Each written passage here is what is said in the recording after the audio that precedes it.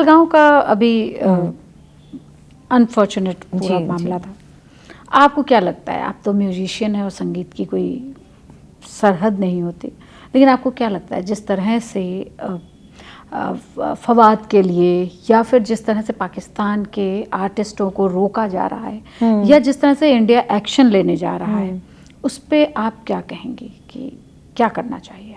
आतंकियों ने जिस तरह से हमला किया उसके बाद।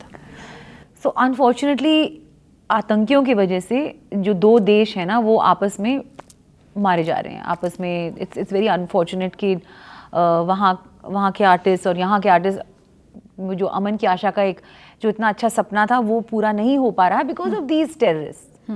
सो आई थिंक सबसे पहले तो टेररिस्ट को पनिश करना चाहिए because it's because of them that all this is happening and this is exactly what they want. उनको यही चाहिए, लेकिन पाकिस्तान उनको पनाह देता है जी। So that is the reason that we have to stand our ground and we have to unfortunately say no to the Pakistani artists because they हमने actually पाकिस्तानी आर्टिस्ट को इतना यहाँ पे इतनी फेम, इतना नेम, इतना पैसा उन्होंने हमारे मूवीज़ के थ्रू कमाया है, which we all know. You name anybody, Rahat ji, although he's a fantastic artist, as an artist he's amazing, so is Atif. But I don't think हमारे आर्टिस्ट को वहाँ पे जाके उस तरीके का कभी उस टाइप का कोई प्लेटफॉर्म मिला हो या कुछ, यू नो.